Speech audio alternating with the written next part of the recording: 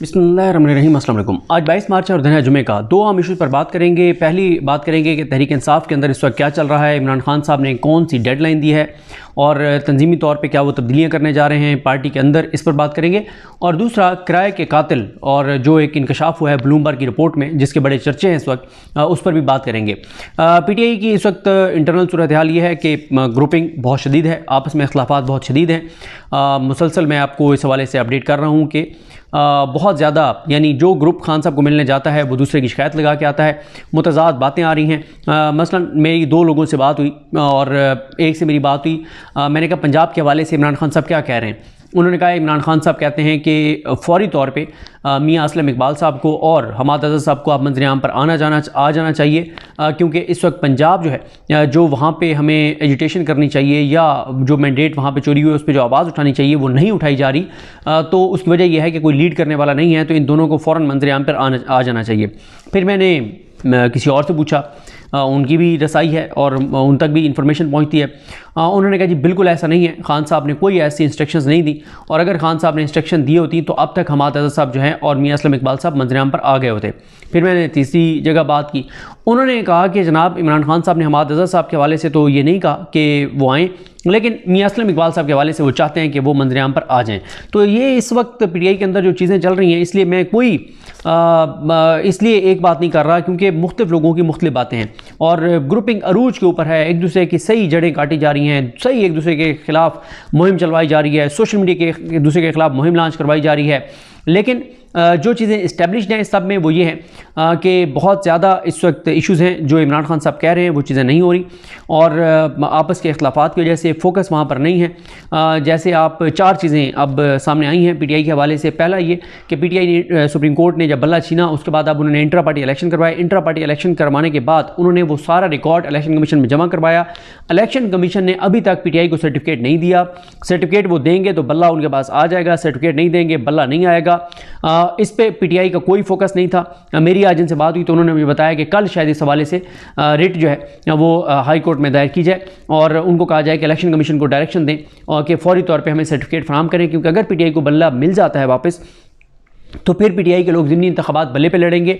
PTI बतौर पार्लिमानी party बहाल हो जाएगी और सुन्नी इत्तेहाद कौंसिल उसमें जम हो सकती है, यानी इतना अहम मामला है। फिर दूसरा, अभी तक तहरीक इंसाफ कोई एक लिस्ट जारी नहीं कर सकी कि इनके सुप्रीम कोर्ट में कौन कौन से केसेस हैं और उन केसेस का क्या बना है, कौन सा केस कब से पेंडिंग है। और इन पार्टी के अंदर ये बात हुई थी कि हमें कंपैरिजन जारी करना चाहिए और दो वकला को टास्क भी दिया गया, उन दोनों ने नहीं किया। और वो ये कहा गया था कि हमें एक कंपैरिजन ड्रॉ करना चाहिए कि मियां नवाज शरीफ का केस कब सुप्रीम कोर्ट ने टेकअप किया, कितने दिनों में वो तायात नायली वाला और ख़त्म किया। PTI के केसेस कौन कौन से 10 से 13 केसेस हैं जो पेंडिंग हैं, जो जिनमें से अगर 3 भी PTI के हक में आ जाते हैं तो PTI को बहुत फ़ायदा होगा, लेकिन कोई ऐसी ना लिस्ट जारी की गई है। फिर एक इमरान खान साहब ने कहा कि मीडिया के ज़रिए, सोशल मीडिया के ज़रिए, प्रेस कॉन्फ्रेंसेस के ज़रिए और आप चीफ जस्टिस पाकिस्तान जस्टिस काजी फाइज इस साहब पर प्रेशर बढ़ाएं कि वो जो PTI के पेंडिंग केसेस हैं वो लगाएं, लेकिन ऐसा भी नहीं हुआ। फिर एक और बड़ा तजाद है, PTI के बहुत से लोग बाहर आकर ये बताते हैं कि इमरान खान साहब ने कैटेगोरिकल कह दिया कि एनफ इज़ एनफ। जस्टिस काजी फाइज इसा साहब को PTI के हवाले से, इमरान खान के हवाले से कोई केस नहीं सुनना चाहिए क्योंकि वो बहुत बाइस्ड हैं। और सुप्रीम कोर्ट का एक फैसला मौजूद है 5 रुकनी बेंच का, जिसमें कहा गया था कि काजी फाइज इसा साहब इमरान खान के हवाले से कोई केस ना सुने। लेकिन हामिद खान साहब ने कल रात शाहजेब खानजादा साहब के प्रोग्राम में कहा है कि हम चीफ जस्टिस के कमीशन जो एक हम मुतालबा कर रहे हैं कि धांधली पर कमीशन बनाया जाए, उसमें जस्टिस काजी फाइज ईसा साहब के हवाले से हम एतराज़ नहीं करेंगे। वो बैठना चाहते हैं तो बिल्कुल बैठें। तो ये बहुत ज़्यादा तजादात हैं। हामिद खान साहब के हवाले से एक चीज़ मैं आपको बता दूँ, क्योंकि वो तो मुझे कन्फर्म है, क्योंकि वो मैंने जिनसे पूछा उन पर मैं 100% एतमाद कर सकता हूँ। मैंने उनसे पूछा कि PTI के अंदर एक बात हुई कि जिन 200 नशिस्तों पे धांधली हुई है, इन 200 की 200 नशिस्तों पे हमें अलग अलग 200 केस कर देने चाहिए सुप्रीम कोर्ट में। गो कि वो चलने ट्रिब्यूनल्स में ही हैं अब, लेकिन इसलिए हम सुप्रीम कोर्ट चले जाएंगे। सुप्रीम कोर्ट में हम जाएंगे, मामलात हाईलाइट हो जाएंगे। जब वो सुप्रीम कोर्ट जाएंगे खबर लगेगी या खबर बनेगी कि जनाब सुप्रीम कोर्ट से रजू कर लिया, समाअत के लिए जब मुकर्रर केस होगा, फिर समाअत के लिए मुकर्रर हो गया, आज समाअत होगी और अगर वो हमारी दरखास्त मुस्तरद होती है तो हमारा 200 बार बयान ये जीतेगा कि इमरान खान तो ये कहते थे कि काजी फाइज ईसा साहब इस सारे मामले में ऑन बोर्ड हैं। और ये भी हो सकता है कि जब सुप्रीम कोर्ट में 200 केसेस आ जाएंगे तो फिर शायद सुप्रीम कोर्ट नीचे ट्रिब्यूनल्स को इंस्ट्रक्शंस दे कि आप इतने दिनों में हर सूरत में फैसला करें। ट्रिब्यूनल्स पे भी मैं आपको बता दूं कि ट्रिब्यूनल्स का मामला यह है कि पीटीआई अभी तक जो ट्रिब्यूनल्स के अंदर इनके कोई जो मेन केसेस हैं वो नहीं गए, क्योंकि ट्रिब्यूनल में जब आपने जाना होता है तो उसके लिए आपको खासी तैयारी करनी पड़ती है, एक एक चीज़ लगानी पड़ती है, केस बड़ा तगड़ा तैयार करना पड़ता है। तो अभी तक पीटीआई के लोग ट्रिब्यूनल्स में नहीं गए, जाना है जाएंगे, लेकिन अभी तक बहरहाल ट्रिब्यूनल्स में नहीं गए। अगर वो ट्रिब्यूनल्स में चले जाते हैं तो फिर ट्रिब्यूनल्स पर भी एक दबाव आ जाएगा, वो बता सकेंगे कि जी हम ट्रिब्यूनल में गए हैं, समाअत नहीं हो रही, इतने दिन हो गए, इतना अर्सा हो गया, लेकिन अभी तक पीटीआई वाले ट्रिब्यूनल्स में भी नहीं गए। तो ये इस वक्त पीटीआई की सूरत हाल है कि इमरान खान साहब की जो इंस्ट्रक्शंस आ रही हैं उन इंस्ट्रक्शंस पे उस तरह से नहीं हो रहा। फिर एक चीज़ मैंने ट्वीट भी की थी कि जो पंजाब में मुनहरिफ अरकान हैं जो पीटीआई से मुनहरिफ हो गए, नून लीग में चले गए, ना तो उनकी कहीं लिस्ट मौजूद है, ना उनके खिलाफ कोई कानूनी चाराजोई की गई है, ये वाला मामला है। बल्ले का जो है ये बल्ला छीनने का जो रिव्यू पिटीशन है, रिव्यू की दरख्वास्त है, रिव्यू एप्लीकेशन है, उसको मुकर्रर करवाने के हवाले से कोई अर्जेंट एप्लीकेशन नहीं दायर की गई। तो ये मतलब मल्टीपल चीज़ें हैं। एक बहुत बड़ा एतराज़ ये आ रहा है कि जो पीटीआई के लोग जो 9 मई के केसेस में गिरफ्तार हुए थे, जो घरों को आ चुके हैं, उनके घरों में कोई पीटीआई का नामी ग्रामी और बंदा नहीं गया, कोई मरकज़ी लीडर नहीं गया, क्योंकि 8 फरवरी से पहले तो वो सब रूपोश थे, मजबूरन रूपोश थे, लेकिन 8 फरवरी के बाद तो वो मौजूद हैं, लेकिन उनमें से कोई भी उनके घरों में नहीं गया। जब मैं इमरान रियाज खान साहब की पेशी पर गया था तो मेरी बहुत से वहाँ उन कैदियों से जो रिहा हो चुके थे या जो कैद में उनसे मुलाकातें हुई, तो उनमें की अक्सरियत ने यह कहा कि हमें अंदाज़ा है कि हमारी लीडरशिप जो है उनके ऊपर भी मुश्किल टाइम था, वो हमारे पास नहीं गया, तो हमें कोई शिकवा नहीं है, लेकिन कुछ ने कहा, उन्होंने कहा हमें किसी और से तवक्को है ही नहीं, क्योंकि हम तो इमरान खान के लिए कुर्बानियाँ दे रहे थे, कोई आता है आए, नहीं आता ना आए। लेकिन ये अब 8 फरवरी के बाद उनके तहफ़्फ़ुज़ात ज़रूर हैं कि अब तो 90% मरकज़ी लीडर बाहर हैं, लेकिन कोई लीडर नहीं गया।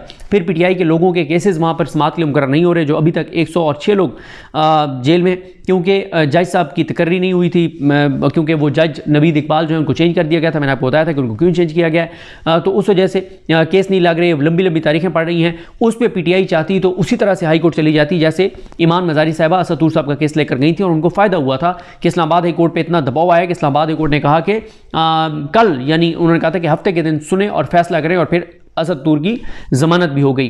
तो ऐसा पीटीआई नहीं कर रही। तो पीटीआई की सबसे ज़्यादा तादाद इस वक्त वकला की है पीटीआई में, लेकिन सबसे ज़्यादा जो ब्लंडर्स हैं वो भी यानी कुछ में तो है ना कि वो लीगल उनकी स्ट्रेटजी ठीक भी थी, तो बल्ला उनसे ले लिया गया, सारी चीज़ें हुई, मखसूस नशिस्तें नहीं मिली, लेकिन आप देखेंगे अभी तक उनको वहाँ से हाई कोर्ट से, पेशावर हाई कोर्ट से मखसूस नशिस्तें ना मिलने वाली, कॉपी नहीं मिल रही, उसके ऊपर कोई उनका वो नहीं है।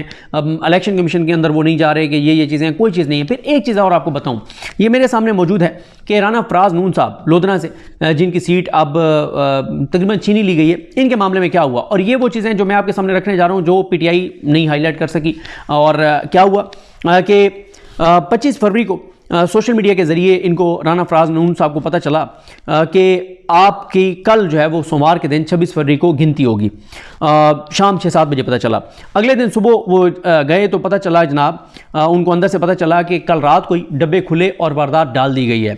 उसके बाद वो रिकाउंट शुरू हो गया। रिकाउंट जब शुरू हुआ तो वो बहावलपुर बेंच चले गए, हाई कोर्ट का जो बहावलपुर बेंच है, वहाँ से स्टे ऑर्डर ले आए। स्टे ऑर्डर जब वो अंदर ले जाने की कोशिश की तो पुलिस ने उनको अंदर नहीं जाने दिया। उन्होंने व्हाट्सएप किया स्टे ऑर्डर दिखाया गया आरओ को। उसने क्या किया, उसने कहा लानत भेजो रिकाउंट पे। उसने सीधे ही फॉर्म 47 नया तैयार किया और ठग करके उसने जारी कर दिया। उसने कहा जनाब कि राना फराज नून के वोट 1,35,000 से कम करके 1,20,000 कर दिए गए, 14,000 मुस्तरद कर दिए गए, और जो मुखालिफ उम्मीदवार अब्दुर्रहमान कांजू हैं उनके 200 सिर्फ वोट जो है वो मुस्तरद किए गए। उसके बाद ये दोबारा हाई कोर्ट गए। हाई कोर्ट के जज ने आरओ को तलब किया, तलब करके और उन्होंने इलेक्शन कमीशन का रिकाउंट का फैसला कलअदम कर दिया। उसके बाद ये फिर क्या होता है कि एक जज साहब का स्पेशल ट्रांसफ़र होता है, जो मुझे राना फराज नून साहब ने बताया। एक जज साहब का स्पेशल ट्रांसफ़र होता है बहावलपुर बेंच में। वो जज साहब आते हैं, खुसूसी तौर पर इंटर कोर्ट अपील दायर होती है, उन जज साहब के सामने जाती है, और जज साहब क्या करते हैं कि सिंगल बेंच का फैसला मुअत्तल करते हैं। और अब यह है कि इनका कल नोटिफिकेशन होने जा रहा है, कल या परसों अब्दुर्रहमान कांजू साहब का इलेक्शन कमीशन करने जा रहा है। लेकिन अब इन्होंने आज दरख्वास्त दायर की कि जनाब ये आप स्टेटस को बरकरार रखें, इनका भी नोटिफिकेशन ना हो, हम भी डी सीट ना हो। और क्योंकि अब तारीख डाल दी इंटर कोर्ट अपील में 16 अप्रैल की, अब इनकी दरख्वास्त पे आज एतराज़ लग गए। एतराज़ इन्होंने दूर किए तो अब सोमवार के लिए समाअत के लिए मुकर्रर किया गया है। लेकिन उससे पहले इलेक्शन कमीशन कर देगा। लेकिन आपको ये खबर देता चलूँ कि अब राना फराज नून साहब के हाथ कोई चीज़ें लगी हैं बड़ी इंपॉर्टेंट, और वो ये कह रहे हैं कि वो फौरी तौर पर सुप्रीम कोर्ट आ रहे हैं और कल वो शायद कल या परसों सुप्रीम कोर्ट से रुजू कर लें और वो सारी चीज़ें सुप्रीम कोर्ट के सामने रखेंगे जो उनके पास बड़ी इंपॉर्टेंट आई हैं कि कैसे इलेक्शन कमीशन ऑफ पाकिस्तान और लाहौर हाई कोर्ट के जजेस मिलकर खेल रहे हैं नून लीग के हक में और क्या वारदात डालने जा रहे हैं। अब आ जाएं, एक और इशू बड़ा इंपॉर्टेंट है, उस पर बात करनी चाहिए हमें। वो यह है कि भारत की वारदात एक पकड़ी गई है। भारत ने किराए के गुंडे रखे हुए हैं पूरी दुनिया में, अक़लियतों के ख़िलाफ़ उनको इस्तेमाल करते हैं जो रॉ के साथ काम करते हैं। और जब अब वो पकड़े गए हैं, पहले आपने देखा कि वो वहाँ पे पकड़े गए थे कनाडा में, और अब ये अमरीकी एक थे सिख रहनुमा, उनके जो कत्ल की साजिश है उसमें भी एक भारतीय जो है वो मुलविस है। लेकिन भारत ने अब उसको डिसऑन कर दिया है कि ये है भारतीय लेकिन ये कोई हमारी रॉ के साथ काम नहीं कर रहा था। ब्लूमबर्ग ने एक रिपोर्ट शाया की है, बड़ी कवरेज इसको दी जा रही है, और इसमें बताया गया कि भारत ने अंदरूनी तौर पर इस सारे वाक़े की तहकीकात की हैं और भारतीय हुकूमत की तहकीकात के मुताबिक अमेरिका में एक सिख रहनुमा के कत्ल की साजिश में भारतीय हुकूमत के जो है वो बदमाश जो लोग थे, बदमाश हुकाम जो थे, रोग एजेंट्स जो थे वो मुलविस थे। और भारतीय उन्होंने कहा है कि और ये भी आपको बता दूं कि जो ये सिख रहनुमा थे, भारतीय हुकूमत के बदमाश जो करिंदे थे, इन्होंने जिस सिख रहनुमा को निशाना बनाया है वो अमरीकी शहरी तो था ही, लेकिन वो मोदी का बहुत ज़्यादा नाक़िद था और सिखों की आज़ाद रियासत का हामी था, और भारत ने उसको पन्नू को दहशतगर्द जो है वो करार दे रखा था, यानी भारत ने उसको दहशतगर्द करार दे रखा था, और अब एक भारतीय उसकी कत्ल की साजिश में मुलविस है और ये सारा हुआ। तहकीकात के मुताबिक भारतीय हुकूमत के इन बदकुमाश हुकाम को अलहदगी पसंद सिख रहनुमा के कत्ल का टास्क हुकूमत की जानिब से नहीं दिया गया था, बल्कि वो अपनी मर्जी से अमरीकी सरजमीन पर सिख लीडर के कत्ल के लिए मुतहरक हुए थे। मतलब उनको क्या ज़रूरत थी? तो है भारत पीछे, लेकिन भारत अब कह रहा है कि नहीं नहीं हम नहीं थे, ये था हमारा शहरी लेकिन हम इनके पीछे नहीं थे।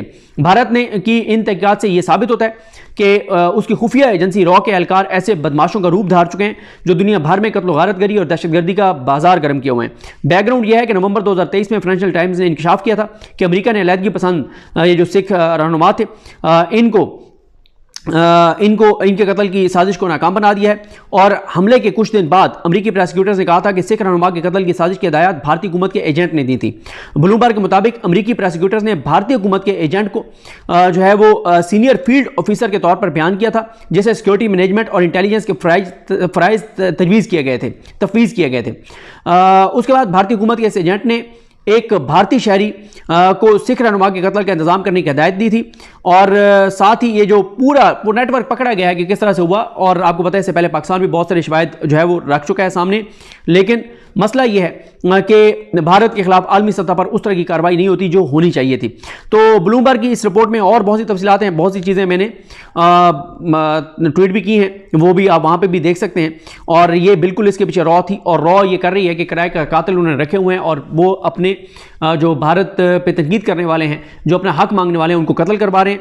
और ये सारी सूरत हाल है। इस वक्त जो भारत की दहशतगर्दी है उस पर एक तूफान खड़ा हुआ है, और साथ ही ये जो इनके इस वक्त अमेरिका, पाकिस्तान से लेकर अमेरिका तक चर्चे हैं भारत की जो है वो दहशतगर्दी के। और ये बात अब साबित हो गई है कि भारतीय सरजमीन जो है वो उस साजिश वहाँ पे भारत की सरजमीन पर तैयार हुई जो अमरीकी शहरी है उसको कत्ल करने की। तो ये जनाब सूरत हाल है। तो अब देखते हैं इस हवाले से क्या होता है। इससे पहले कनाडा में भी एक सिख रहनुमा जो है उसको कत्ल किया गया था, और उस पर काफ़ी आपको पता ही है कि काफ़ी उसके ऊपर बात हुई थी इंटरनेशनली भी, और कनाडा ने भी बहुत प्रोटेस्ट किया था।